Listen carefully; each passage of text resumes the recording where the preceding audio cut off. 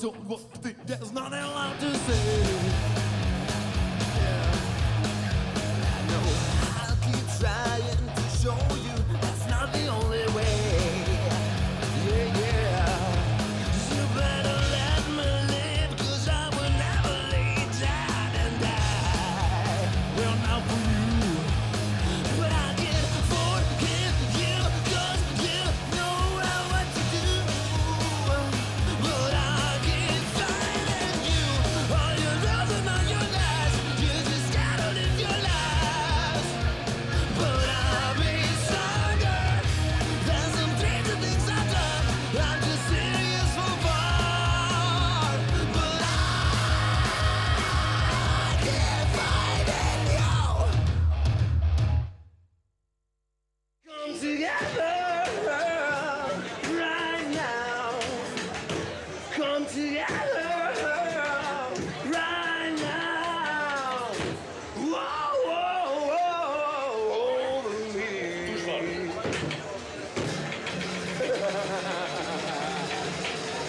Szeretnék alapítani. Lehet? Még hát felül. Megtanítalak valamit az világkedvélért. De neked nem ugyanaz a rock'n'roll. De ez kell. Neked az agresszió, a rock'n'roll, nekem meg a szabadság.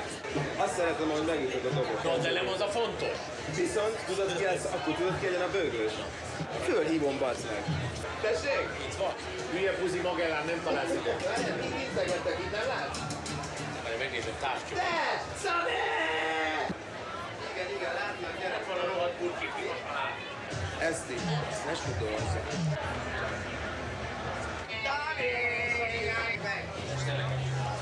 Úgy hozta össze a sors, hogy az Zoliékkal évek óta mindig ütjük egymást a koncerteken, vagy ők jönnek a lényegre, vagy mi az Zoliék koncertjére, úgyhogy most már testvérzenek van egy kicsit haza.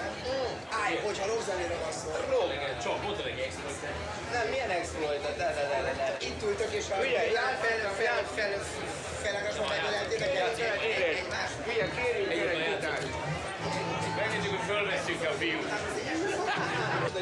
Ramones az lebutított Beatles. Érted, közben meg De meg azt se ismered, mert két ilyen hülyében. Halló? Szeva, itt Indi. Szia, Indikém, mi újság? Na, van ott most 5 perced? Ja, Kicsit dumálunk. Benne vagyok, tehát foroghat a film. Tudtam, hogy benne leszel. Sőt, hát ezt a dumánkat már rögzítem. Azt, amit most mondok? Hát most, hát végig első beszélgetésünk a filmről. Szerintem ezt föl lehet majd használni. Az milyen, hogy már most Lábújhegyre álltam belül, hogy most, hogy tudom, hogy veszed, amit mondok. De ez így lesz 3 hónapig. Ha ez 2 hét múlva elindul, akkor onnantól ez 3 hónapig így van. Hát igen, de azért próbálj meg őszinték lenni. Na pont az jutott eszembe, hogy hívok egy pszichiátert. Mi vagyok, kiderül, hogy őrültek vagyunk. Hát ez majd a diagnózis tárgya, de én azért hívnám inkább, mert ő egy külső szem. Tehát ő biztos célirányosan olyanokat tudnak kérdezni, amire ti megnyíltok, reményeim szerint. Hát figyelj, megkérdezem a srácokat. Jó, és akkor holnap egy tali? Aha, akkor liszten, jó? Jó, oké, és akkor viszont a film 2 hét múlva elkezdődik. Lemegyünk, költözünk. Jó, csináljuk, benne vagyok, nagyon.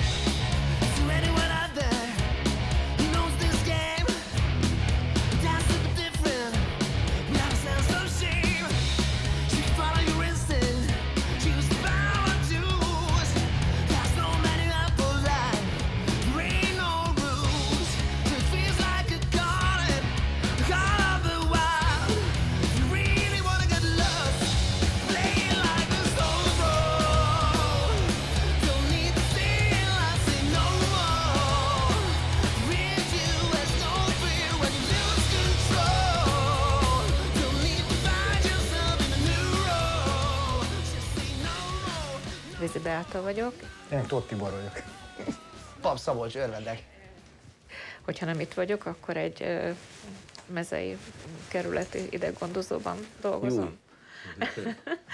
Izgalmas. Aha, ami elég érdekes és néha kemény, de nagyon szeretem. Hát meg hogy mondjam, hogy én nem hiszek nagyon a pszichoanalízisben. Akkor ebben egyformák vagyunk, mert én pedig Zana Zoltán vagyok, ebben nem vagyok egyformák. De én viszont zenész vagyok, és én is nagyon szeretem csinálni. Én is egy analitikus típus vagyok, ezért én analizáltam magamat nagyon-nagyon hosszú évekig. Ez nem is analízis, csak egy beszélgetés. Strici Mackó! Színpadon a Strici Mackó! Azt a kurva! Jó, királyok vagytok. Yeah. Na ez a buli megdöglött.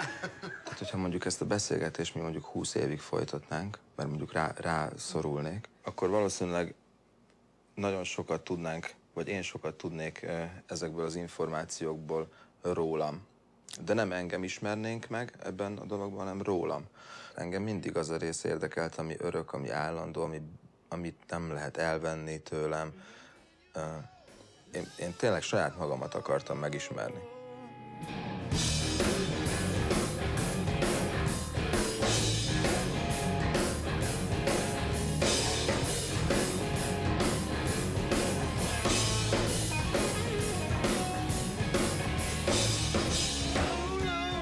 Csodálatos. Szinte egyformák vagyunk, mint 4 tojás. A kinder tojás, meg a tükör tojás, lágy tojás és a kemény tojás. Én vagyok a lágy tojás. Ja, jó, csak vicceltem. Én vagyok lágy tojás. Hogyha nagyon akarunk, tehát hogy most bele akarunk menni abba, hogy az én pszichémmel mi van, akkor az apámnak akartam megfelelni annak idején nagyon. Ugye nyáron elvesztettem édesapámat, és miatta szoktak rossz gondolatai lenni. És most rossz, hogy ezt legalább ezt is láthatná, hogy itt mi történik, meg még eddig tudta volna követni. Ő volt az első ember természetesen, aki meghallgatta az összes számomat, amiket csinálok meg. Erről az egész zenei szakmáról az volt a vélemény, az olyan, mint a gonfoszista, hogy ilyen szakma nincs. Úgy bizonyítottuk bennünk, hogy letettük azt az orivizsgát, amit régen csak úgy lehetett játszani, és akkor onnantól kezdve mellénk állt, ő lett a menedzser. Az apám az egyetlen ember, akiben talán még soha nem csalódtam.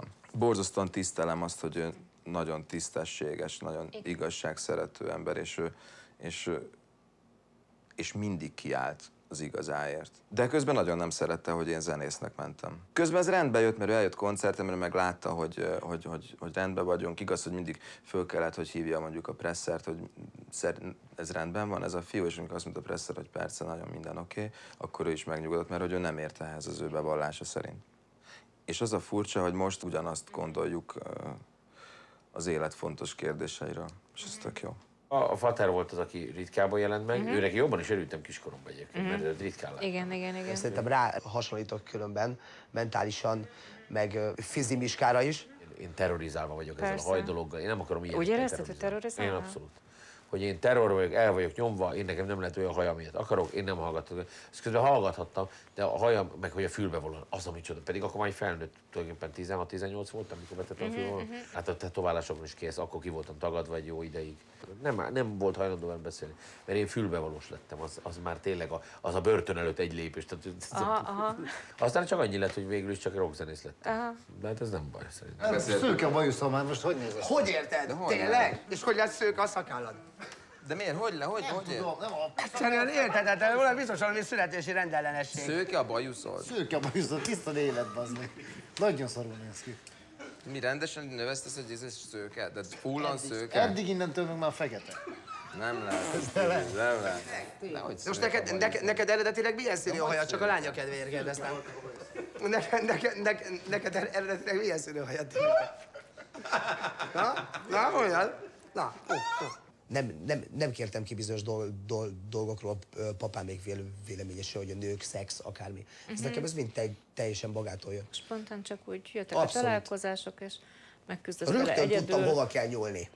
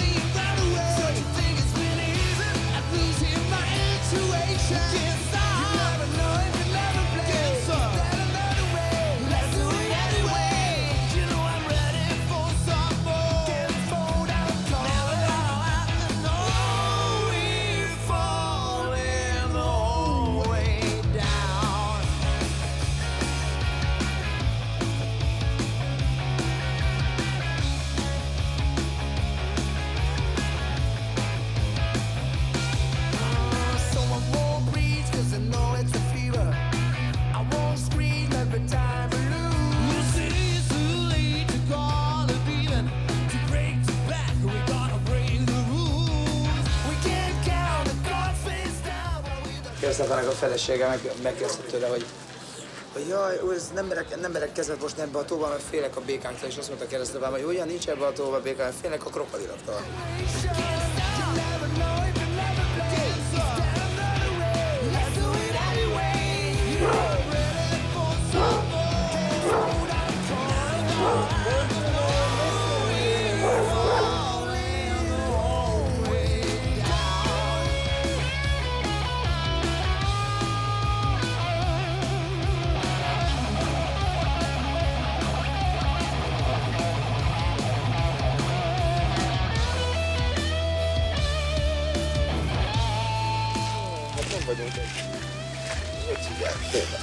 Kempo, Kung Fu. Digi, ezek szarikák.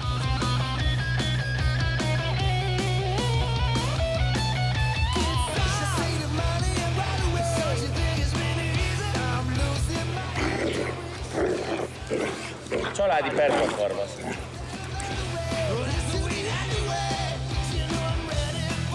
...10-15 méter egyenesen.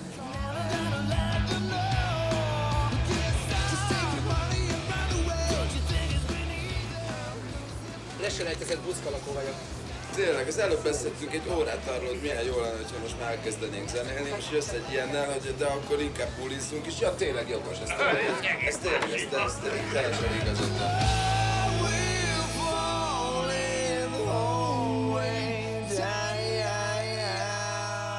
3 hónapig ilyen arccal fogunk ébredni minden reggel, és egy lemez dal sem írunk.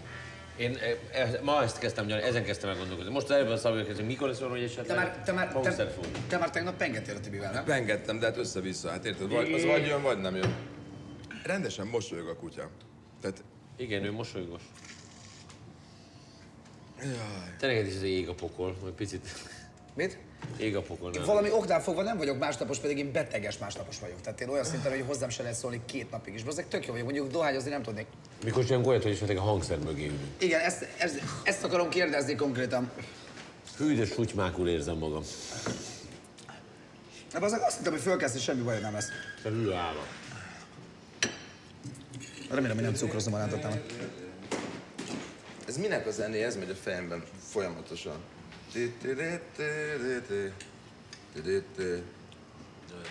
Na, prima godavo tre hogyi, erre gondolsz? Minden, amit akusztikus gitárn írtunk, ilyen bluesos lett. Az nem jó. Tudom. Illetve jó, csak nem ide. Ki is dobtuk. Adod, úgy nézzük ki, mint hogy ennek az egésznek már végén lennénk. Igen, és ez az első nap. Ez a második. Nagyon kemény. Csendes pihenőt rendelek el. De ismered a Kovács Bélát? A Kovács Bélát? Hogy kit? Nem ismerem. Ez nem jó. Még egyszer. Ne haragudj, ismered a Kovács Bélát? Kit? Nem, még egyszer. Most jó lesz, Szabi, jó lesz. Még egyszer. Ne haragudj, ismered a Kovács Bélát? Kovács Bélát? Hogy kit? A Kovács Bélát. Ne haragudj, nem ismerem.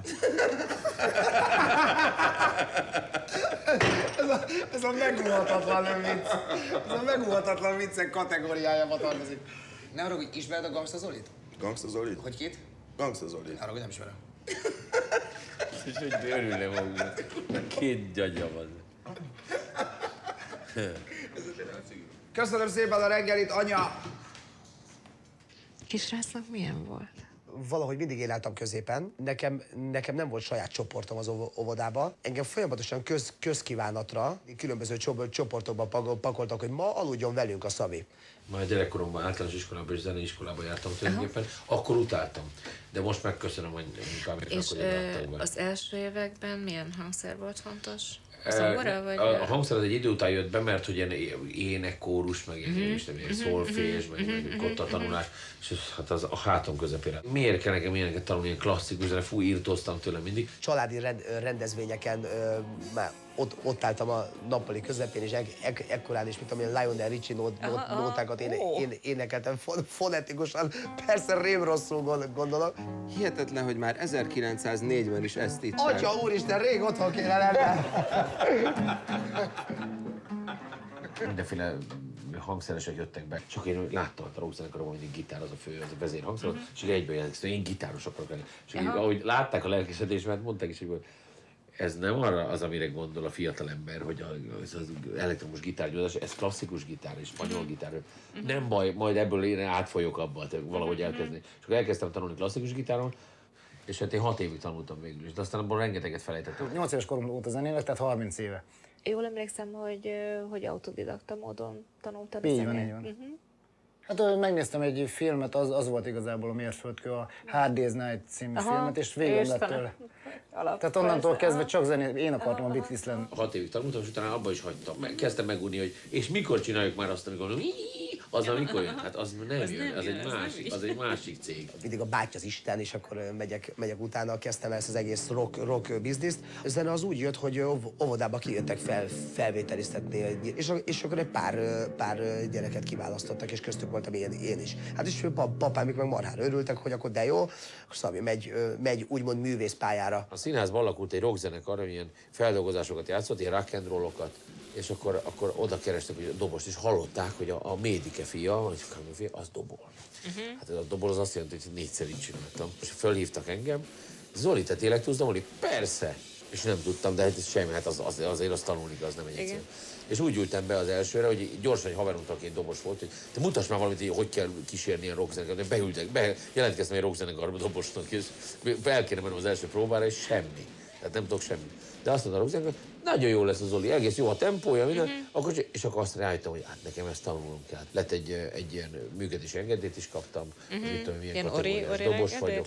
Ilyesmi, egy ilyen kis könyvecske, és hogy milyen ilyen és ilyen kategóriájú dobos.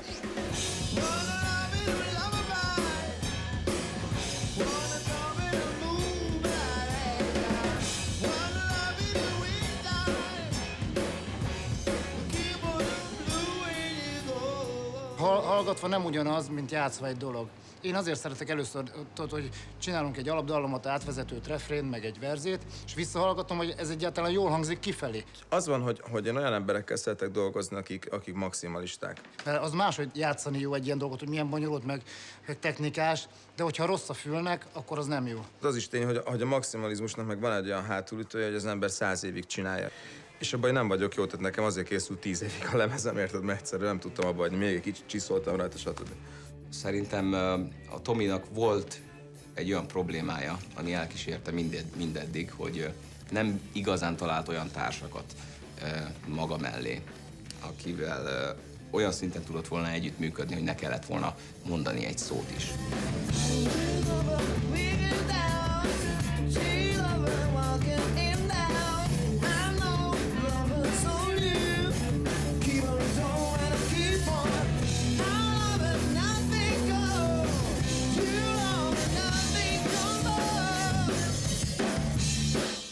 Egyrészt nagyon gyors ez így nekünk, tehát ez dobolni tényleg ez a jó, csak nem nagyon tudom elénekelni ebben a tempóban. Ott volt a kezdés. Jó, nem basztatlak, csak mondom, hogy csináljuk meg el lassan.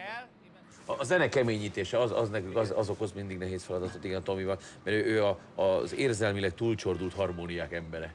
Tehát és akkor ilyen... Tibi, hogy nézzük, kicsit egyenesítsük le, vegyük ki a szirénát. De nagyon szeretjük a Tomit, egyébként tényleg jó vele dolgozni, meg nagyon jól összeállt ez a dolog. Tök más gondolunk a rock and rollról, hogy neked az agresszió, nekem meg a szabadság. Igen, csak a tercét jársz. Ez megint duolás. Tomika! Ez is megint duolásra visszamentünk. Most nem a tempót, próbálom a hangokat megtalálni, múltkor már megvolt. C-ben vagyunk, én mondom akkor a harmóniákat, jó? Utána jön egy D-nes. Tehát, hogy...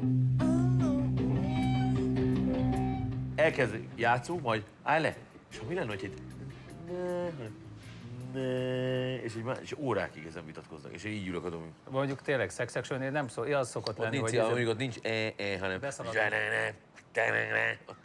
Ez nem mérce szerintem ez a keménységi kérdés. A zene eleve a dallamokról szól, és a rockzene is akkor jó, hogyha van azért valami dallam benne, vagy valami olyan okosság, amitől meghallom és elájulok.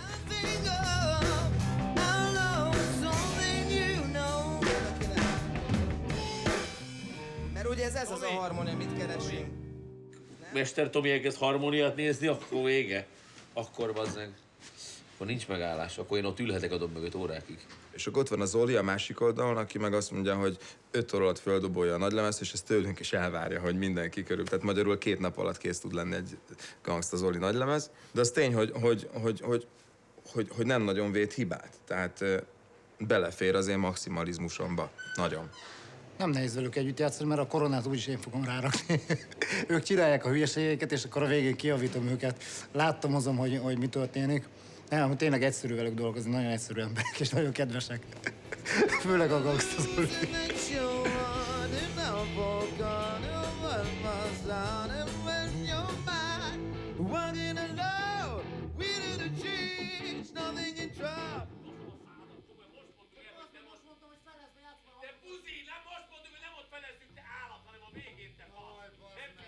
Zolinak van igaza.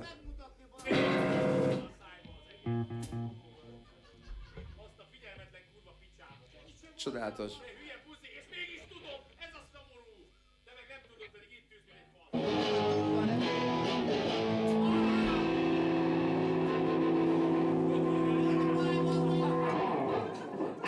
Húsz éve csinálom, és hát azóta nagyon, azt hiszik az emberek, hogy ez tök jó. Kimész, koncertezel, elteszed a málnát, és akkor utána habzsidőzsi. Ez nem így van. Ez nagyon kemény munka az alkoholizmus. Az borzasztóan nagyon nehéz megfejtés, és hát például Bánhidi Laci bácsi, az a színész, tudod, aki a Matula bácsi volt még a Tüskevárban, azt csinálta egyszer, hogy feleségét berugatta borzalmasan, sose ivott az asszony, és akkor az másnap felébredt, hogy borzalmas fejfájás, és rosszul volt. És akkor mondja neki a feleség másnap, hogy jó, Laci, nagyon beteg vagy, nagyon rosszul érzem magam. De látod, így szenvedek én minden reggel. Kitalálod magadnak ezt, hogy te ilyen nagy, kemény rock and roll vagy, onnantól kezdve mindig meg kell felelni ennek az elvárásnak. Az kemény dolog. Van egy lassú számunk, azt mondta Zoli, amikor annak idején összeköltöztünk, hogy csak gyors számokat csináljunk, mert ez egy igazi rock and roll banda. És mégis azt mondjuk, hogy nem, legyen egy lassú szám, mert az kell, majd hallgassátok meg a végét. Sikítás!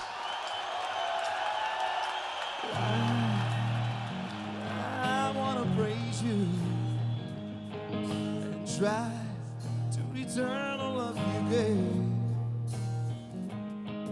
But words would only break it into pieces. So I'm not praying, 'cause I know we feel safe. Now I'm down on my knees. There's a hole in my heart since it's gone. I'm only trying not to feel it. We all need time, but I just can't pay. I'm losing the best of me. But now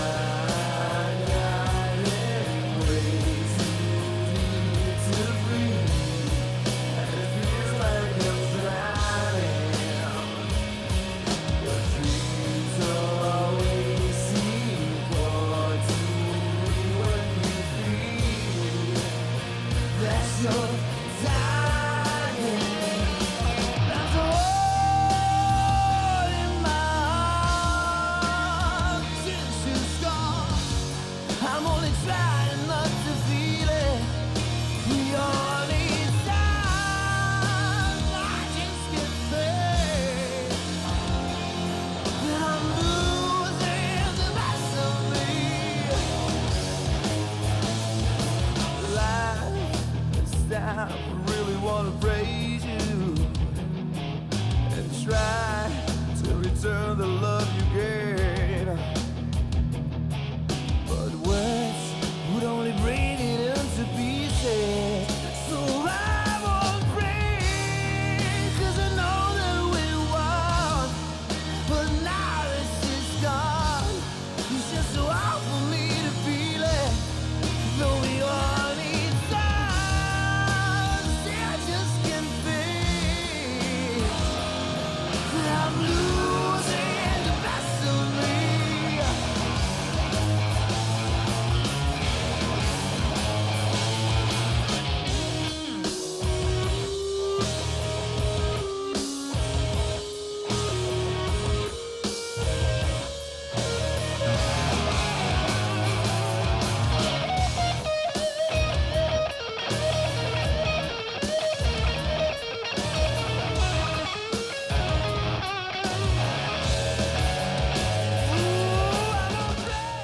amire esetleg vágytál, és nem történt meg? Hát egy komolyabb, mondjuk azt, hogy komolyabb sikert elérni, tehát hogy világ szerintem, hogy nézem én ezeket a bálványaimat, akik ilyen rockzenekarok, meg amik így gyerekkorodtól figyelem őket. Én mehetek világkörül turnéra. És azt, hogy ilyen pici, ebbe a kis pici országba ide születtek, és csináltunk platina lemezt is, meg mindenféle. Ekkora közönségnek. És ezért van ekkora pénz is. Minden ekkora ház, csak a kutya ekkora csak. De a gyerek is ekkora, minden kicsi. Csak a gond nagy. Most meg egyre nagyobb. Tehát most ezekről ki vagyok, hogy mit csináltak ebből az országban tényleg. Na mindegy. Gondolkodom arról, hogy a holnapom, a jövőm rendben lesz-e, hogy meg fogok-e majd felelni ezzel a személyiséggel, a társadalom szempontjából, megfelelek-e ennek a világnak, ami egy tök őrült világ. És mégis, ha valaki sikeres akar mondjuk lenni, akkor azt várja el a világtól, hogy visszaigazolja őt. Amikor már ez nem fontos, akkor már úgy megint újra kezdünk életben lenni. Nem azzal foglalkozni, itt milyen figurát üssek ebbe a számba, hanem hogy azt a csekket, hogy az illetékhivatal most hogy kéne időt nyerni még, hogy ne tudjam, nem tudom befizetni, nincs pénzem. Én nagyon sokáig anyuka nyakán éltem. Én 38 éves koromig otthon laktam. De semmi gondom nem volt. Addig a nősülésre sem eszembe se jutott. Ha nem jött volna a Monca, akkor még ma se jutott volna eszembe. Biztos, hogy nem tudom elképzelni, hogy Ozzy Osbourne sorba áll a postán föladni. Jó, világos, persze. Miért nekem kell ezt intézni? Amikor én elmentem rockzenésznek, és én szórakoztatom a népet, akkor miért nekem kell sorba állni a postán? Utálom ezt. Na. Apu mindig kérdezte, hogy te és fiam, mit fogsz kezdeni az életeddel, hogy akkor lesz rendes ember. Te dadogsz. Mostanában már azt mondom neki, hogy nézd, most készül az életemről egy film. Önéletrajzi égetési film, egy csodálatos ember élete. Na hát, na végre, hogy egyedül maradtam, végre leültek a zsákokon, végre el szeretném mondani, hogy miről is szól tulajdonképpen ez az egész. Ó, bocsánatot kérek, a plutóniumot majdnem felrúgtam, azok az állítólag robban. Mennyire van jobban saját magával? Így nagyon izgalmasnak találom az egész életet, és nekem belefér az is, amikor nem vagyok jóba saját magammal. Egy ébredés után úgy rájöttem, hogy amit elveszítettem, az gyakorlatilag a jelenlét. Tehát magyarul elképzelhető, hogy valaki 80 évet él, de ez alatt csak 10 évig volt jelen. És amikor azt mondjuk, hogy mondjuk milyen szar, hogy Elvis Presley ilyen fiatalon meghalt, hát nem biztos. Ugyanis ő elképzelhető, hogy végig, legalábbis úgy tűnik, ahogy így megnézem a filmét, hogy ő azért általában tényleg ott volt.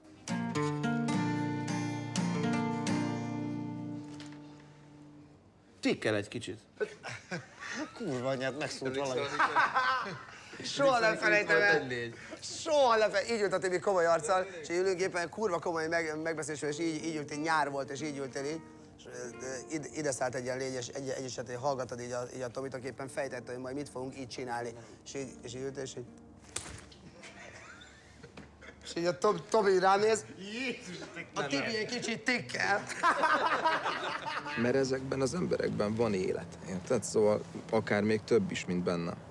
Tehát hogyha csak a Szabit nézed, akkor mindaz, amiről beszélek jelenlétügyben, azt ő éli. Anélkül, hogy végig gondolná. Papszavi nagyon jó. Az perfekt választás. Ma is néztem a fejét, hát Sid Vicious. Komolyan mondom. The Sex Pistols, nagyon jó.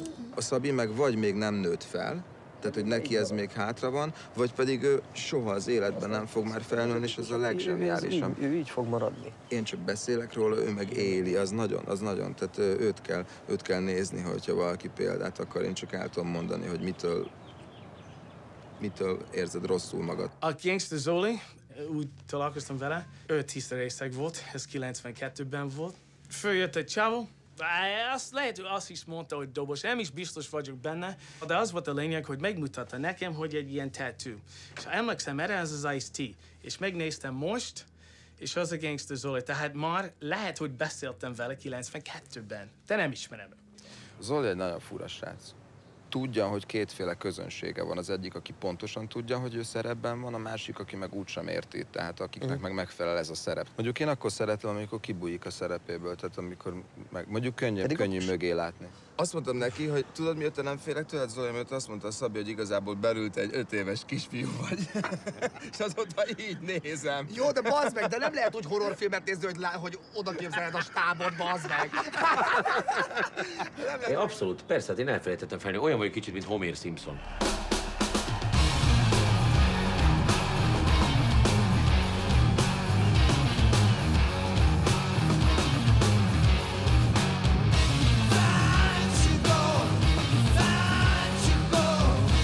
valakinek szívesen megcsinálom a kocsiját is ugyanígy. Amivel a malacot szokták perzselni, olyat hozzá.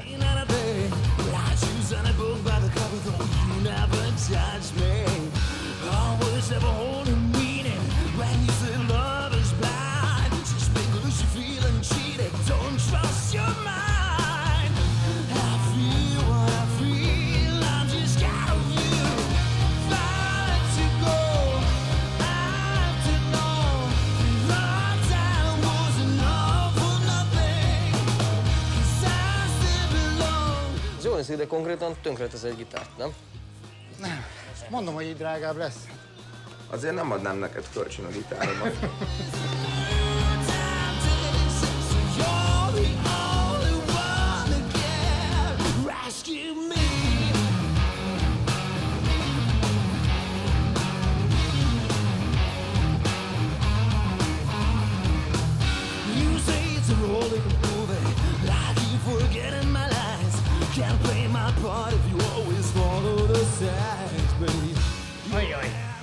Elég már az a mély. Miért? Olyan szép lyukak lesznek vele.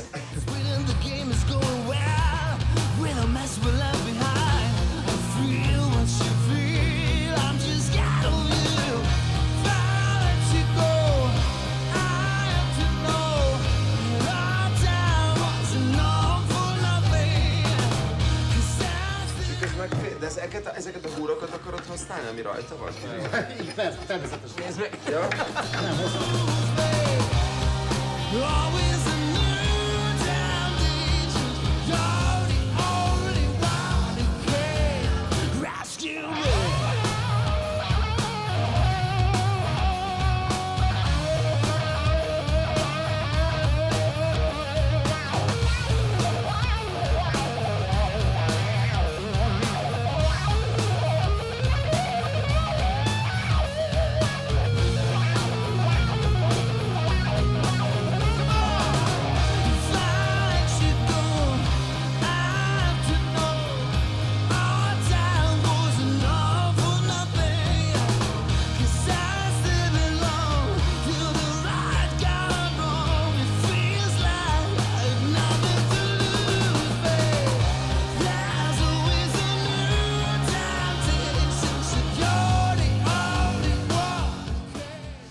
Mondtam a Szabinak, amikor játszottuk a Gameboyon, hogy...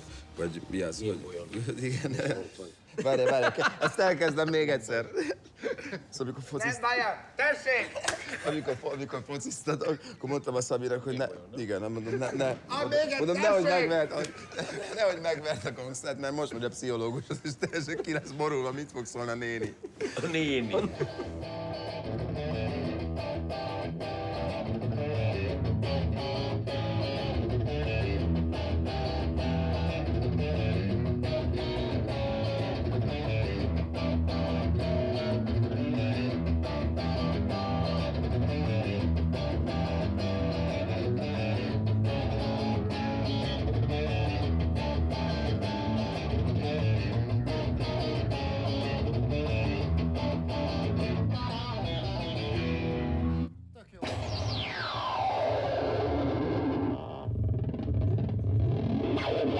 Úgy jött ez össze, hogy ez már évek óta levegőben volt a Tomi által, hogy ő majd egyszer csinál egy olyan zenekart, amiben csak azok az emberek fognak játszani, akik maximálisan hozzá tudnak tenni. Tehát mindig elismertük egymás munkáját, és akkor így megjegyeztük egymást, hogy mi még fogunk együtt zenélni. Kérdeztem tőle, hogy ha csinálnál egy szupergrupot, akkor kik lennek benne, és akkor felsorolta gyakorlatilag az Zolit meg a Szabit. Ki lenne a gitáros? Mondom, de te lennél a gitáros, te hülye, hát az tök egyértelmű, és valahogy nem is gondolt rá. Hogy te akkor ezt komolyan gondoljuk, hogy tényleg csináljunk valamit? Mert akkor így hülyeségben mondtam az első találkozásunkban, hogy lehet, hogy alakítsuk, csináljunk egy rock and roll bandát. És akkor elkezdtem komolyan gondolni, és akkor volt az, hogy fölhívtam mindenkit, hogy csináljunk ebből valamit. És olyan jól összejöttünk itt a házba, komolyan mondom, hogy olyan barátokra lehettem én szerintem a személyükbe, hogy egy nagyon-nagyon-nagyon örülök ennek az egésznek, és attól féltem, hogy azért annyira mások voltunk, hogy miféle zene fog ebből kisülni. 4 különböző világból jöttünk, és egy olyan jó zenét rántottunk össze, nagyon jó húzós, jó, a Tomi nagyon jó dalamokat adott, mi azért nagyon kemény alját csináltunk neki, és mindenkinek tetszik. Tehát attól féltem, hogy nem lesz az, hogy most azt fogom mondani, hogy ebbe zenélni. Játszol nekem, na csak az én kedvemért a Coco Jumbo-t. Hát ezt nem akarom elvinni, gyerekek. Szóljatok, amíg a kasztiknak, mert akkor mennék. De. Én udvariasan távozom. Nagyon jól ment. Udvariasan távozom a kokot. De nem, mert meg kell mondod, hogy oh yeah! Oh yeah, man! Yeah, man! A börtön ablakába. Most ez jött biztos, hogy benne azt hiszem fejbe lövöm magam a budiba. Ez egy supergroup. A Szabi az ilyen félig punk. Gangsta Zoli, 2 zenekarja van, egy rap, meg egy, tudod, ezt a rock zene. Tamás, pop zene, rock, egy kicsi rockosabb. És Tibi, tehát nem is ismerem a zene maga, de szerintem az ilyen grunge-os, vagy nem, valami ilyesmi, nem tudom. Vagy heavy metal. Például úgy választottam régen zenekart, amikor Circus of Power meg ezeket a csapatokat kitaláltuk a Sex Section-nál, hogy kik azok, akik nagyon szemétláda arcok. Tehát Four Horse nézik, így de lefingott emberek, és akkor néztük, ezek nagyon jók. Ez a csapat, és meghatom milyen zenét, ráadásul ez a lógótökű rock and roll, az nagyon. Szóval azt tetszik, amikor valami nem stimmel azokkal, akik csinálják, vagy a zenéjük, vagy a szövegük, vagy maguk a fazonok. És azt tetszik a rock and roll, ha balhé legyen. Voltál már sivatagban szerelmes? Valami észbontó. Tele van a szád homokkal, és hány ingered van? De az életem egyik legboldogabb pillanat az ott volt. Mentünk a Csömivel, az Izivel, Mariannal, meg a Mónikával egy Amikor jeeppel. fogva tartott egy texasi barom a pincéjében 2 hétig? Egy ilyen pingponglabdával a számban. Csodálatos volt. Sose felejtem el. Nem, tényleg jeeppel mentünk Los Angelesből Las Vegasba, és semmi dolgom nem volt. Feküdtem így a hátsó ülésen. A legboldogabb pillanatok az ember életében. Hát nálad a Coco Jumbo. Hát régen úgy lehetett játszani, amikor mi zenéltünk, hogy vizsga volt az ember, különben nem lehetett fellépni. Hát akkor volt OSK és Ori vizsga. És akkor 200 magyar, 200 külföldi szám, mindenki 2 hangszeren szépen. Tibikében nagyon-nagyon kellemesen csalódtam. Azt hittem, hogy ő ilyen modern rock gitáros. De közben meg ott van benne a blues, meg érzi van stank. Nem leülünk, és tényleg dallamok születnek. Nem úgy, hogy végighallgatunk 2 millió előadót, meg nem egy lexikon az ember. Van egy rész, ami nem megtanulható a zenéből. Az a vér, vagy a vérmesség, vagy nem tudom, és az mind megvan a srácokban. Úgy lehet lemérni, hogy amikor tus van, beüti az Zoli, azt és körülbelül egyszerre húzzuk le. És akkor van vége, tudod, és érzed, pedig nem nézel hátra, csak úgy érzed, hogy akkor annak ott kell, hogy vége legyen.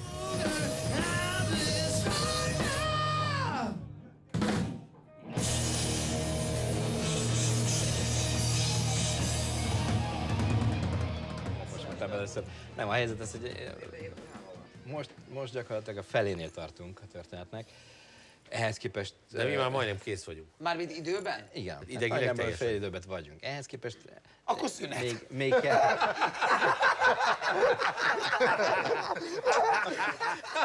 Mára ennyi a buliból, úgyhogy... Ez is túlzás volt. Mehetünk dolgozni. De mi most azt mondod, hogy ne bulizunk? Vagy Hát hogy most érted nem, ezt? első a munka. De most várj, azt szerinted egy rossz film, hogyha az a vége, hogy mit tudom én, összejöttünk, megpróbáltuk, és nem sikerült? De most komolyan kérdezem. Nem, hát gyakorlatilag vannak filmek, amik öngyilkossággal végződnek, csak hát ez... Ezt akartam mondani. Tehát most jöttök rá, hogy te komolyan beszélsz.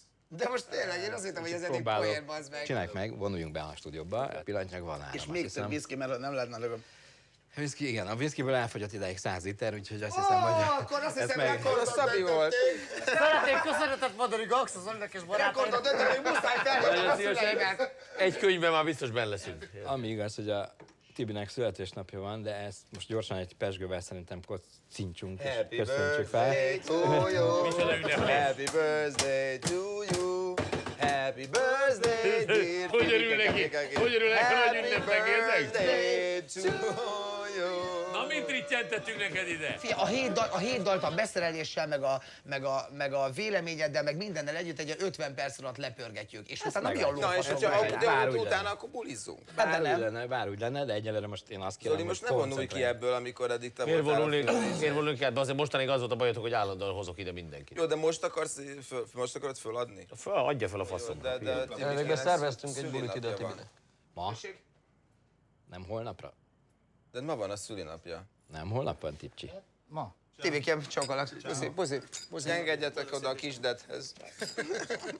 Hát Tibikem, ne arra, hogy én nem tudok ezzel hidd el, ugyanabban a gatyában jöttem, mint múlt héten. Szebb jövőresebb bőséges gyermekáldásra. Ezt persze úgy tárgyaljuk újra egy 50 perc múlva. Hozzá kell tennem, Ádám, hogy te ritkán szoktál minket meglátogatni, tehát lehet, hogy akkor tényleg van súly annak. Sajnos van, sorompok le vannak zárva, úgyhogy ide most be nem jön senki, amíg meg nem győztök. Egészségetekre. Hát ígyunk erre. Nem veszik komolyan. Ünneprontok. Fejen Hát állhatok. most tényleg, hát gyerekek, tényleg, tehát akkor, hallod, akkor... Hát ezt véletlenül rúgtam be megint.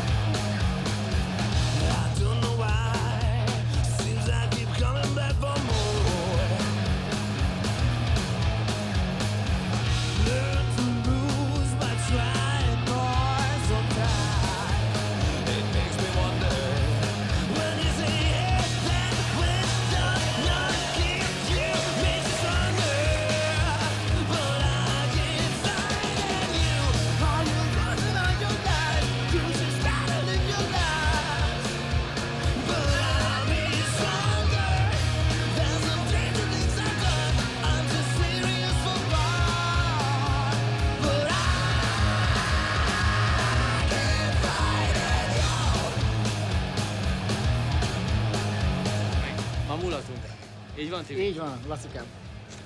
Ki? No words when you are to there's nothing left to say. No, I'll keep trying to show you that's not the only way. Yeah. You better let me live, 'cause I will never lay down and die. Well, now for you, but I can forgive you, 'cause you know what to do. But I keep finding you, all your love and all your lies. You just gotta live your lives. But I'll be stronger. There's some crazy things I've done. I'm just serious for fun. But I can't find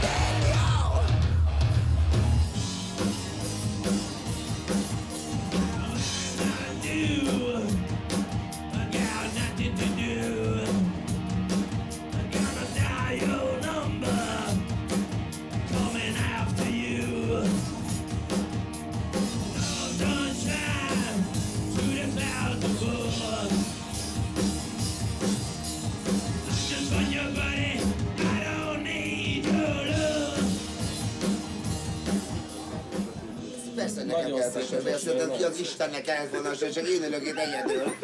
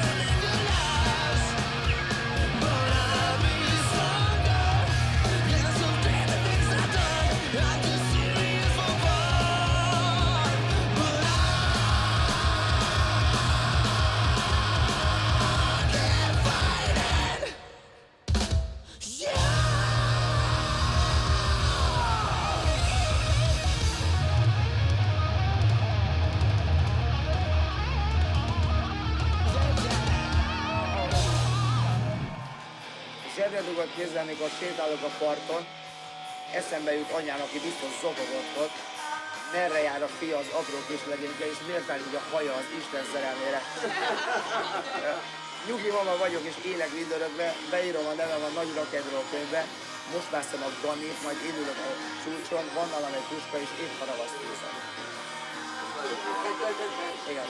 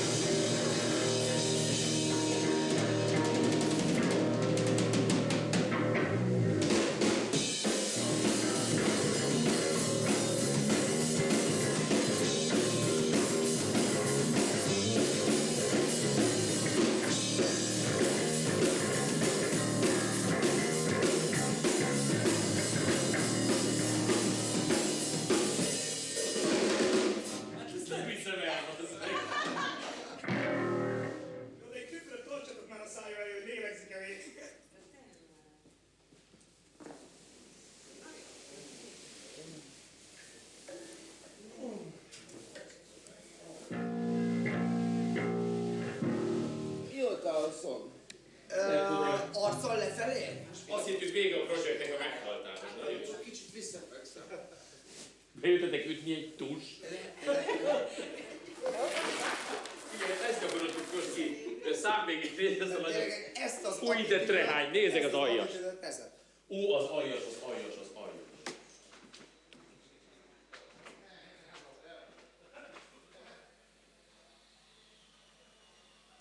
Volt-e nehéz időszaka az életednek, vagy melyik? Ez a második beszélgetésem különben szakemberrel. Én egy elég depressziós alkat vagyok.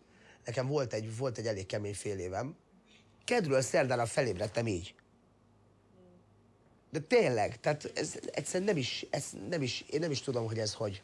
Egy a másfél-két hétnek kellett eltelnie ahhoz, hogy bemerjem magamnak vallani a tükörbe.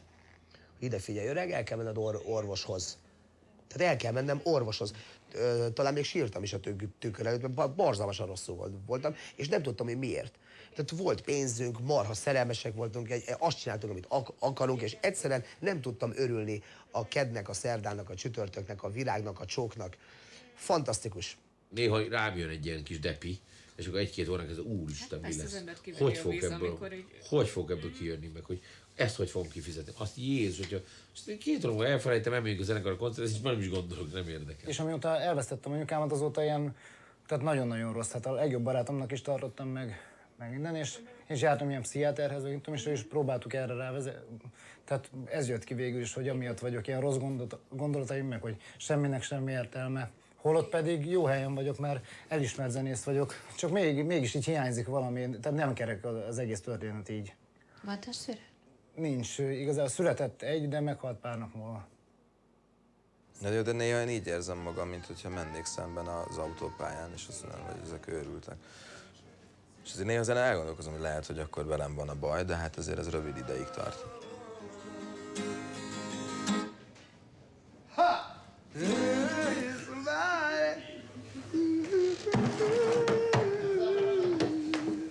És most azért nézzük meg a Tibik, hogy itt azért múltkor szétmetálozta a dalokat. Jogos, tényleg azzal mi lesz? Azt kidobjuk.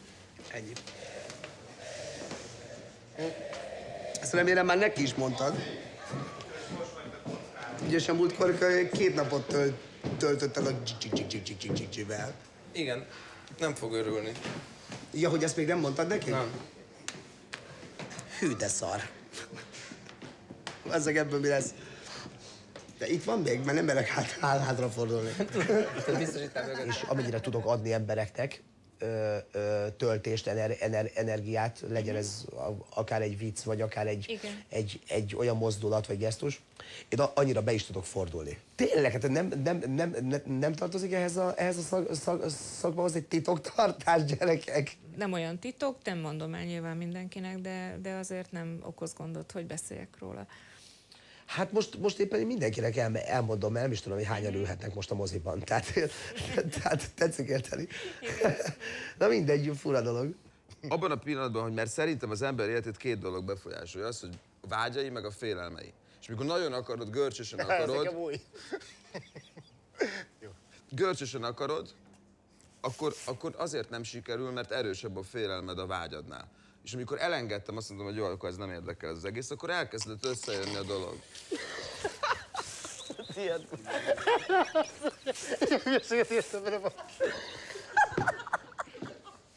A zene viszont sok örömet okoz. Így van, ez az életem, arra tettem fel 8 éves koromtól. Akkor tudok jó zenét írni, hogyha lecsendesítem teljesen a mentális zajt a fejemben, nullára, és akkor hagyom, hogy átjöjjön a... Nem akarok túl nagy szavakat használni, de átjöjjön. Azt érti az észérveken, vagy a racionális megfontoláson? Nem, a gondolkozást. A jó dalokat, azokat én írtam, azokra én büszke vagyok, vagy büszke lehetek, mert én voltam. Ebből a mentális zajból szűrtem ki valami olyat, ami mintha új lenne. De amikor nagyon-nagyon ritkán a zenészeket megszállja az ihlet, vagy homlokon csókolja a múzsa, vagy nem tudom, akkor nem ez történik. Ez most igazából nem orvosi beszélgetés, mert hogy ön nem beteg. Tehát akkor meggyógyultam, nem vagyok beteg? Beteg volt? Én hallottam, nem vagyok beteg. Szerintem nem vagyok beteg. Vagyis nem tudom, relatív. Bocsánat, soha nem tudtam adekvát módon megközelíteni a művészeteket. De mindenképpen eltökélt szándékod az, hogy csúnyán meg akarod bántani a szüleidet, és ha nincs merszed ahhoz, hogy homoszexuális legyél, az a minimum, hogy a művészetekbe jártad magad. Engem ebben a mostani világban a legjobban az zavar, hogy nihil van. Érted, hogy pont ilyen érzelemmentes minden. Olyan, mint hogyha minden rendben lenne a felszínen. És pont az csúszik ki a kezedből, ami a legfontosabb, hogy megéled a pillanatot. És nekem 10 évig tartott, amire rájöttem, hogy mit veszítettem el. Mérhetetlen elidegenedés van, és elrolnak egymás mellett emberek, és megszűntek az értékek. Borzalmasan felgyorsult, minden futó szallagon van, és nekem egy kicsit üres, ilyen tartalmatlan. Sok barátom van, akik mit tudom én, Kaliforniában születtek, Írországban születtek, úgymond the land of the free, be what you wanna be országokban, és akkor én mindig megkérdeztem tőlük, hogy mi az Isten csináltok Magyarországon. Tudod, hogy norvések vagytok, amerikai állampolgárban, és akkor élhetnék ilyen pálmafák, meg minden izé. Olajozottabban működik, és akkor mondják, hogy ebből a szempontból Magyarország a szabadság ország, amely tényleg azt csinálsz magaddal, meg sokkal kevésbé szólnak rád. Ahogy én ismerem magam, én pontosan ide akartam születni, mert ez most a Földön a legjobb lehetőség Magyarország. Azért, mert aki nem szélsőségben gondolkozik, tehát az amerikaiak már nem nagyon gondolkoznak, nekik meg van mondva, hogy mit kell gondolni. Az indiaiak, tehát mondjuk, hogyha ezt a két szélsőséget nézzük, akkor pedig annyira elmentek a spirituális irányba, hogy már a fizikai világban nem nagyon tudnak közlekedni, ezért van az éhínség, szegénység, stb.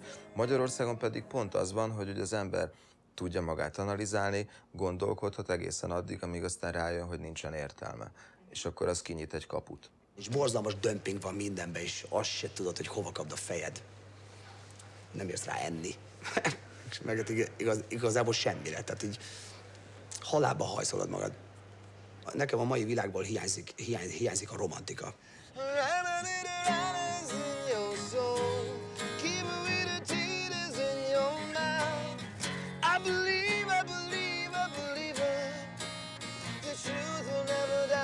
One more time.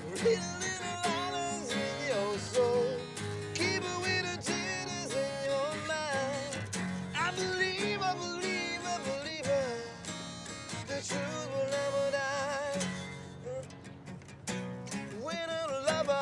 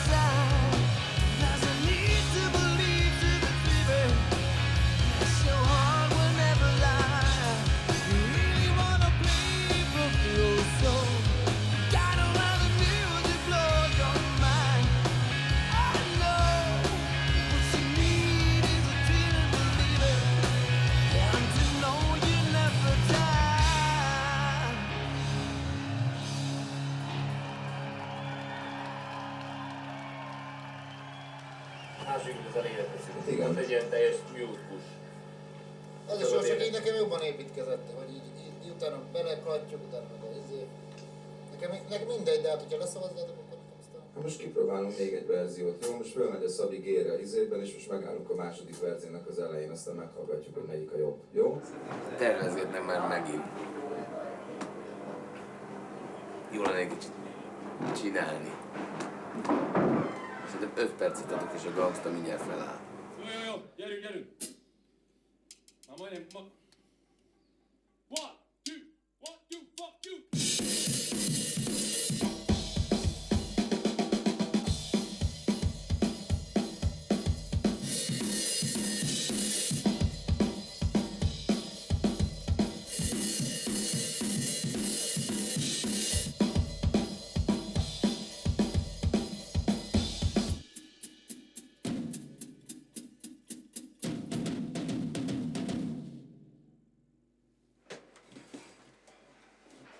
Baró! Meg vagyunk, kész! Innentől csak röhögök, a többiek jön. Ja, és a Ez gangsta nagyon- nem ilyen 2-4 van, Hát az rettenet. gyönyörű. Mocsok forma. Én azt hittem, hogy neki ez egy dobolás egyébként, csak már ilyen hobbi dolog, és akkor így kiderült, hogy nem. Meg tényleg kurva jó, tehát eszméletlen rockdobolás van. Az meg nagyon. Ahogy arról már hallani lehetett, néhány napja megverték a Hooligans 3 tagját. A fiúk komoly sérüléseket szenvedtek, a legjobban talán Zsolti, az együttes basszusgitárosa sínylette meg a dolgot. Ezt nem a film kedvéért forgatjuk, hanem a film ezen részét az élet hozta szituáció alapján és érdekében forgatjuk le. Ez nem a zenekarnak szól, ez teljesen csak az embereknek.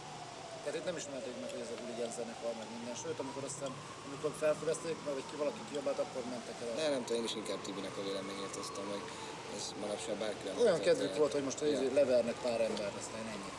És a koponyája ütés vagy rúgás következtében 2 helyen repett, így szívja a száján keresztül a vért, tehát eléggé komoly a dolog, tehát semmiféleképpen nem ajánlja az orvos, hogy kihozza őt a kórházból. Következő dologra gondoltunk. A hétvégi koncerten a Jack tud-e segítő jobbot nyújtani a Hooligans zenekarnak. Végig tudod-e gitározni a Hooligans zenekar koncertjét pénteken és szombaton.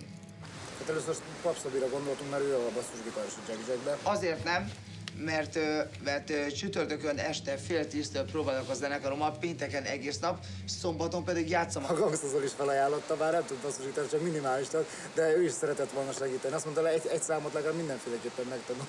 Ha más nem, akkor Tomi megtanulja, vagy ha más nem, akkor én hozok, mert nekünk van a kártelben kísérő basszusgitárosunk egy csomó, akik embertelen jó zenészek, akkor én hozok onnan. Tehát mindenki elvállalom, és nem is azért kérdés. leégni azért nem lenne jó, hogy minden estől. Hát most komolyan próbálni tudnánk még, vagy itt tudnánk próbálni. Szombat reggel 9-től 4-10-ig. Tamásnak memorizálni lesz nehéz a dolgokat. Nem mestertem is, hogy Zsolti helyett basszusgitározni. De vállalod, Tomi? Dobosra lesz szükség, bazzeg én 10 perc alatt megtanulnám a 40 nótát. Bazzeg, az én zenekaromból az Ozzy sokkal jobban bőgözik, mint én. Egyből ledobja a felelősséget, undorító. Dehogy is, én megyek, megcsinálok 10 nótát, csak nekem 20-at megcsinálni. Akkor maradhatunk annyi, hogy a Jack bevállalja ezt a segítséget? Hívhatjuk így. Az a nagyon nagy mázítok, hogy nagyon szeretek basszusgitározni. Nagyon kellemesen csalódtunk a zenésztársaimmal, rengetegen hívtak minket ezügybe, hogy segíthetnének meg. Nem is gondoltam, hogy tényleg ennyien mellettünk vannak, meg ennyien szeretnek minket.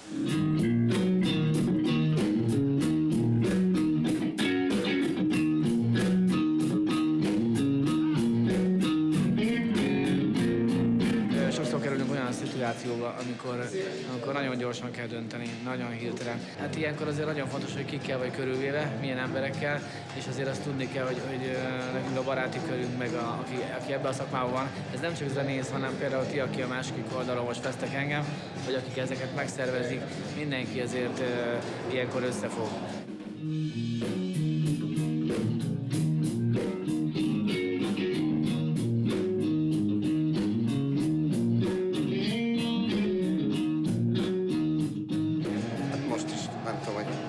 Láttátok, hogy mi a történés. Csalódott ez az eset, és meg kell oldani.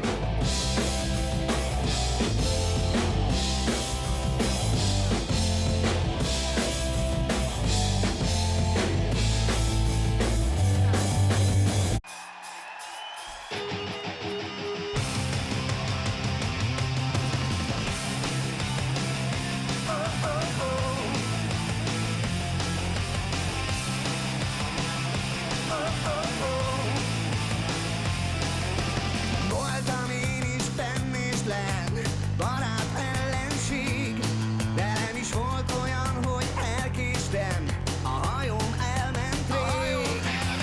Volt utam, mely eltévedt, és jártam zsákutcát, nekem is volt a társam, zaj és csend, s a kaput rám csukták. Voltam párszor nyári hó, élveztem metszállni jó. Akkor hogy tegyen másfélbe, bolt is lesz, vagy kezdni? Igen, az itt nagyjából, ez már ide is Bolt is lesz, LKD, legyen valami, egyetlen majd, Mr. Pinias, igen. Majd nekem vége, ugye? Igen. És akkor jön a bolt. Aztán az ördög jobbján táncoltam, az tüzes méreg volt. Volt idő, hogy sátorban, volt, hogy volt egy ház.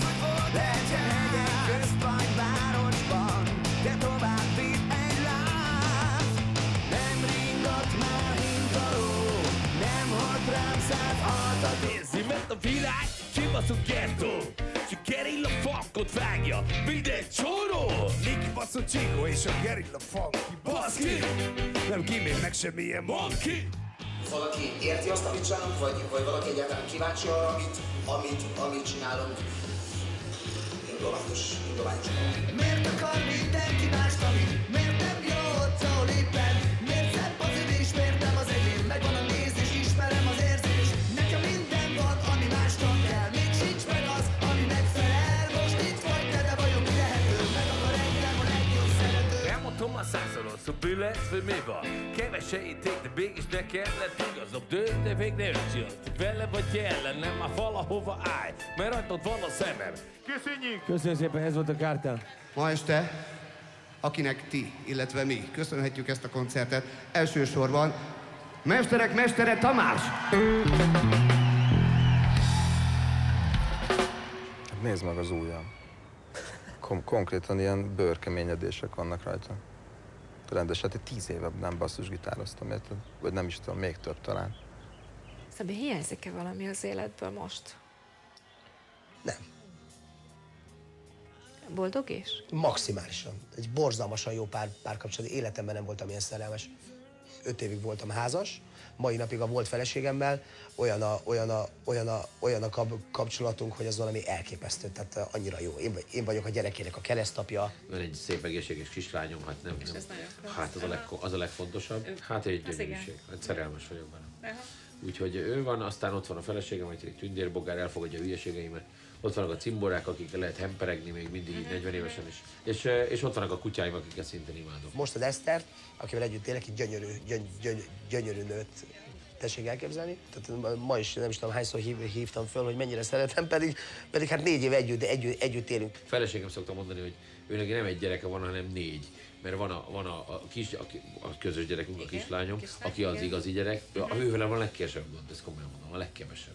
Aztán ott van 2 kutya, azokkal már van azért. Doncika és Digike, a 2 kutya gyerek, és aztán ott vagyok én, akivel a legtöbb gond van, a nagy hülye gyerek. A barátnőddel... Fél éve vagyunk együtt. Fél éve? Aha. Tehát akkor ez még úgy kialakulóban van inkább. De együtt lakunk azóta szinte első pillanattól kezdve. Azt például nem tudom, hogy félek-e attól, hogy van-e ilyen félelmem, hogy mi lesz, hogyha ez így marad, és akkor nekem nem lesz családom, meg gyerekem, de valahogy abban sem vagyok biztos, hogy ez a családkép, amit most a társadalom elhisz, hogy mondjuk 2 ember, egy pár, aztán születik egy gyerek, hogy ez rendben van. Figyelj, a legnagyobb titok, a Tibikének az erősítőjének a hátulján van egy tükör.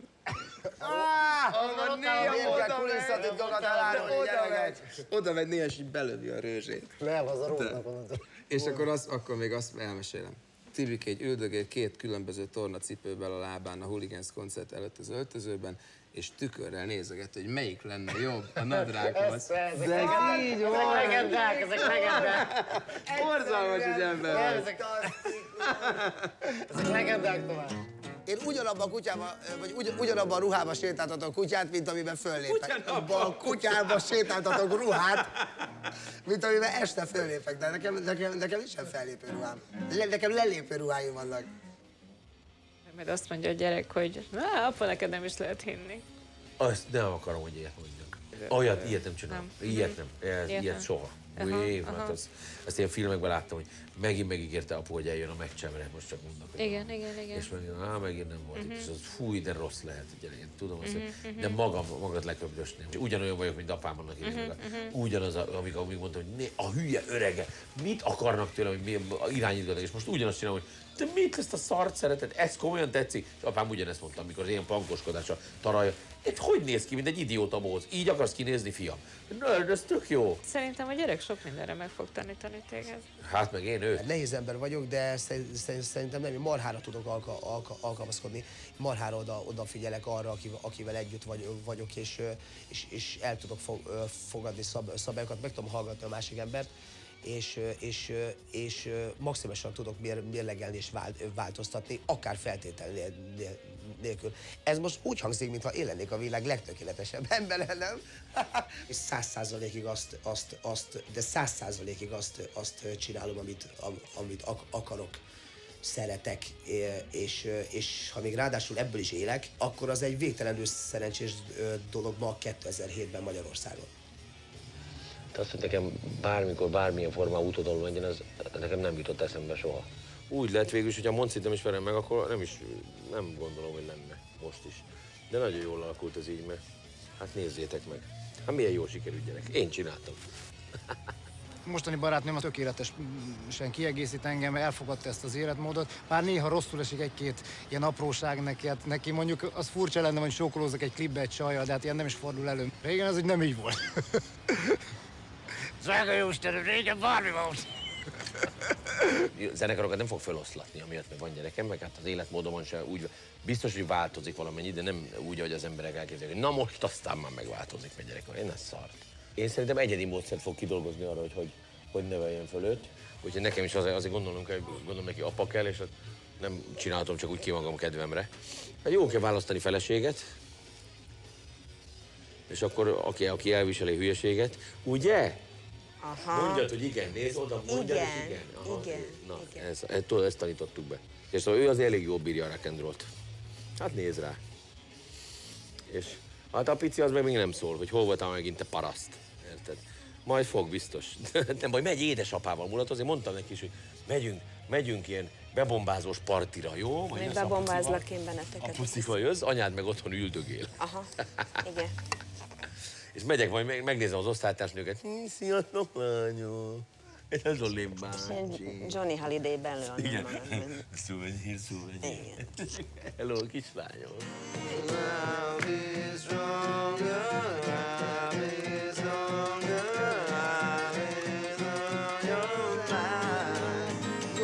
Jó, de végig.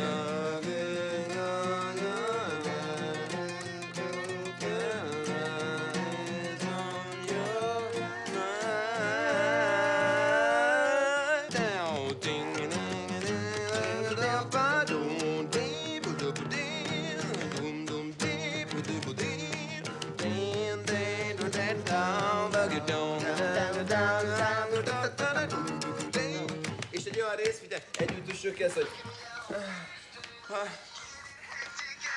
De ez is jó, bazd meg! És a szövegek milyenek lesznek? Hát az még jó kérdés, most azon van a vita, hogy lehet, hogy angolul akarja, tudod, a Tominak ez nagy mániája az angol szöveg. Igen, de magyarul kéne. Hát nem tudom, hogy mennyire akarnak kimozdulni vele. Hát lehet, hogy Tomi nem fog avval kiegyezni, ami az én lelki világomból igen, meg kijön. az élet filozófiát, hogyha azt így beleveszed. De nem, nincs az érdek. Először globálban beszéljük meg azt, hogy miről kellene, hogy szóljon az egész lemez. De mondjuk, hogyha Tibikén múlna, hogy miről szóljon a lemez, akkor... Hát ne a szerelemről. Na az. Szerelmes dal, bazd meg. A legkeményebb volt. Hogy amikor New Yorkban házi bulin voltam, és csak úgy énekelgettem össze-vissza angolul halandzsáztam, és zavarba voltam, hogy mi fognak szólni azok, akiknek az anyanyelvén beszélek össze-vissza. Össze-vissza, mint egy gyerek. És azt mondták a végén, hogy I can see the picture. Tehát, hogy látom a képet, amiről énekelsz. Mondom, én sem látom, hogy te hogy látnád. Igazából szabad utad van, és azt csinálsz és mondasz, amit akarsz. Nehéz ügy lesz ez. Én csak is a szövegtől parázom, semmi más. A zene az úgy is jön. Az amerikaiak nem tudnak angolul halandzsázni. Hát akkor mutasd már meg. Yeah, what am I what gonna else? do? You know, I'm thinking about how I'm gonna sing this song. I'm thinking about what I wanna say. Yeah, but you're making up the melody. It's easy.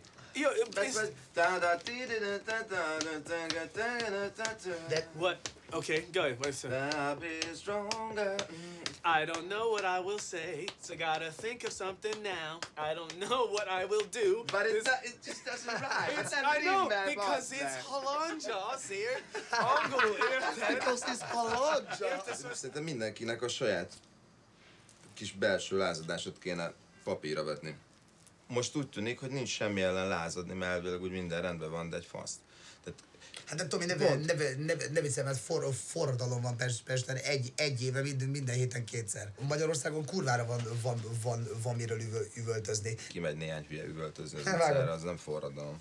Jó, szóval úgy tűnik, hogy jártam már itt. Ez valami kocsma lesz, nem? Egy ideje a földbolygón, Ja. kicsit nem izé... Planet. És nem tudom, hogy miért, de úgy tűnik, hogy mindig visszatérek. Ez tényleg a kocsma.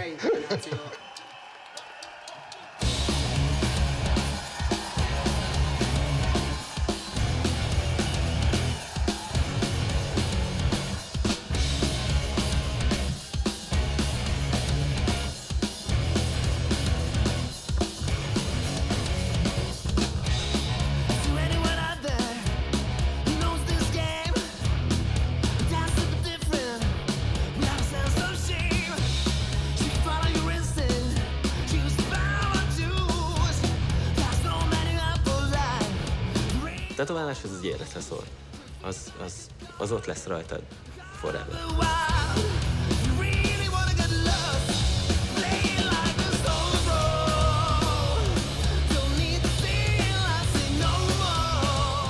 A Papszavi az néha nem tudja a világát. Valószínűleg egy ilyen pillanatban bement, és Rolling Stones-ot kérték.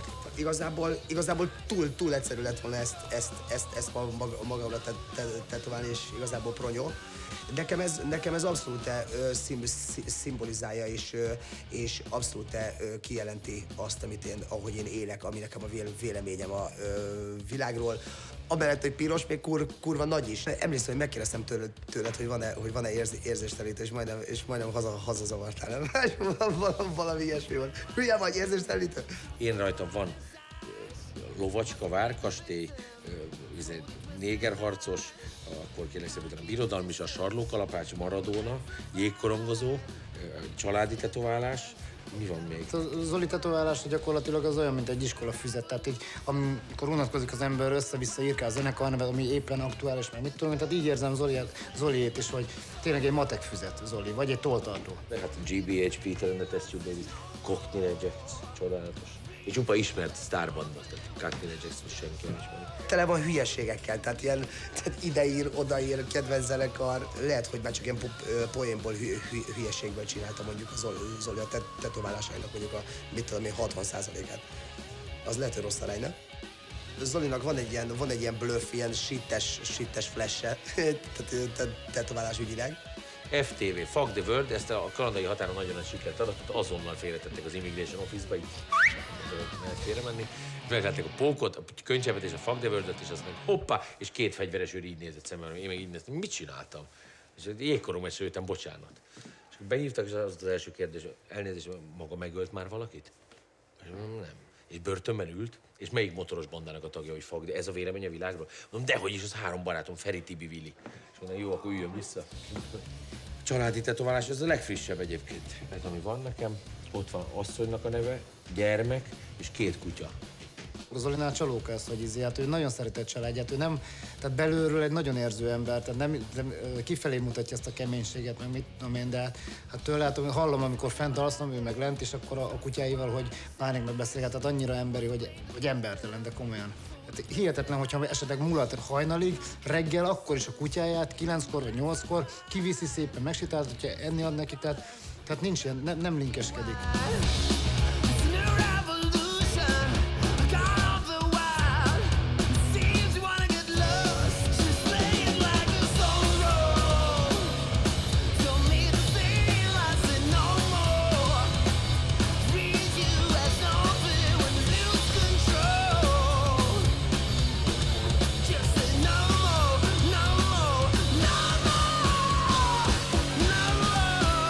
Nagyítós kóbolyt felcsapattam magamra, ilyen csontváz, ráadásul kóbolykalapba, és tart így egy pisztoly, de olyan úgy néz ki, mint egy nagyítóval nézni a világot. De azóta már szétfolyt, fel se lehet ismerni, hál' Istennek. Lehet, hogy a Tibi egy kicsit átesett a ló másik oldalára? Igen, a rózsákból is utána töltött káposzta lett, annyira szétfolyt.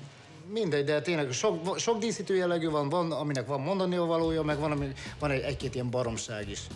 Itt van egy ilyen kínai íze is neki. Az vajon mit jelent? Valószínűleg, hogy savanyú csípős leves.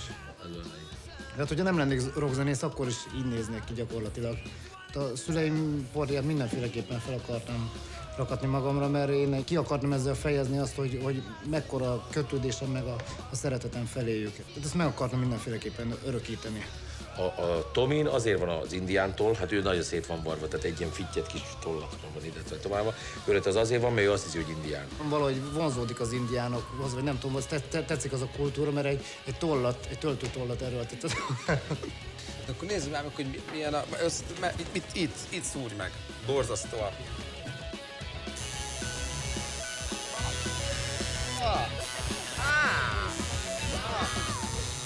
Hát ez semmi.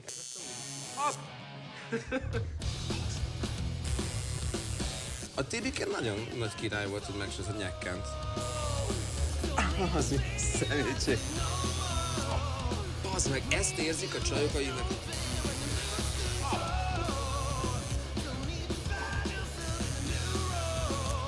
Ez nem olyan veszélyes.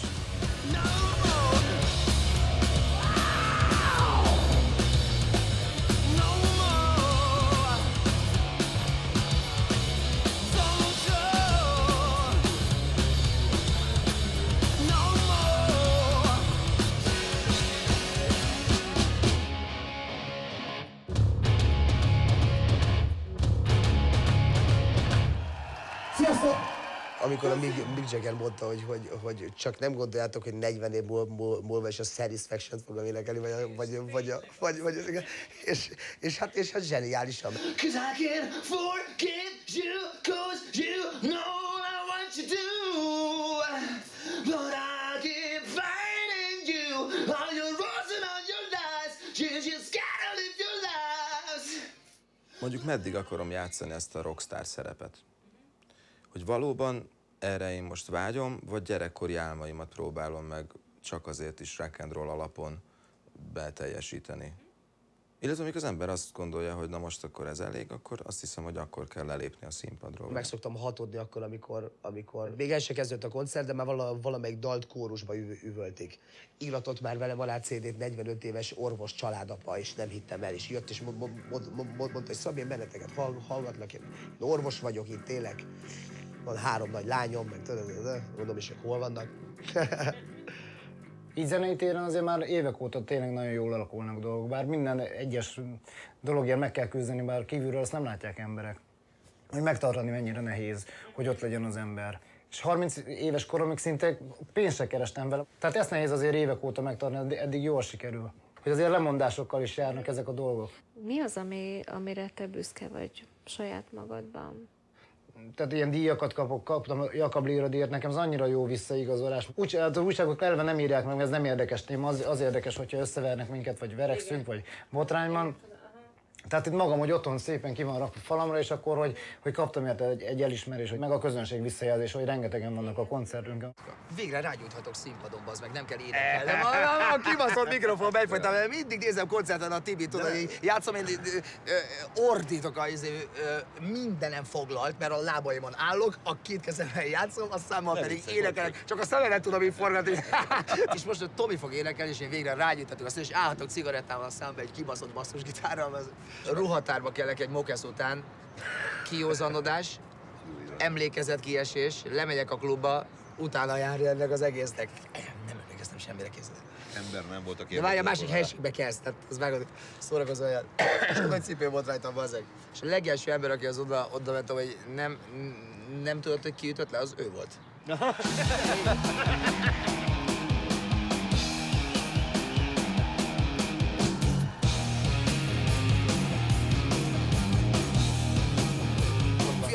A gitárokat basszuk föl, nem?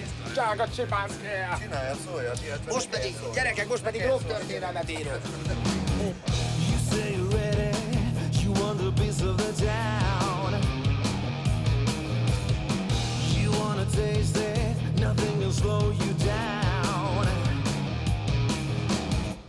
You feel the pleasure, it's something you've never tried. Well, you push it to the limit.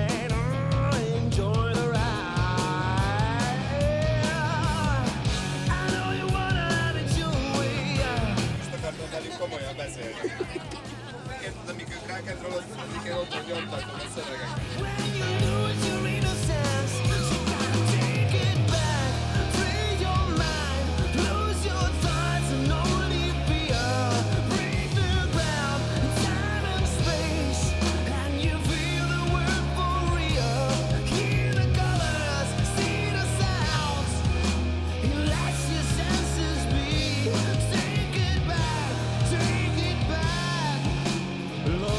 Set you free.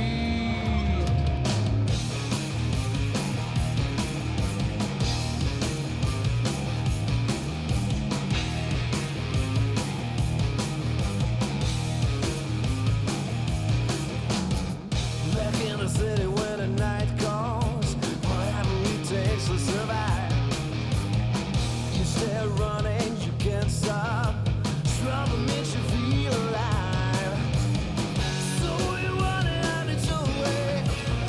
Who says you can't have it all? But ain't nothing that easy. If you've been taught to fall, take it back, free your mind, lose your thoughts, no need fear. Break the ground, time and space, and you feel the world for real. Hear the colors, see the sound. Let your senses be. Take it back, take it back. Love can set you free.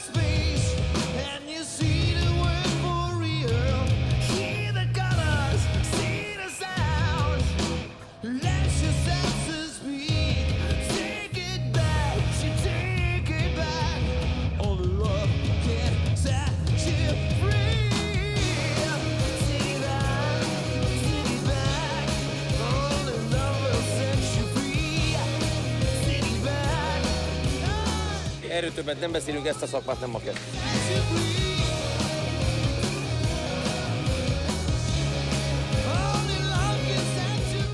Mindenképpen van egy ilyen pozitív jövőképem A legtisztább pillanatomban sem tudtam annál jobb verziót kitalálni, mint hogy ez az egész egy 3-dimenziós, tökéletes társasjáték. Mindig van bennem egy olyan érzés, ami így előre visz. Igazából semmi bajunk nem történhet. Valami mindjárt fog történni.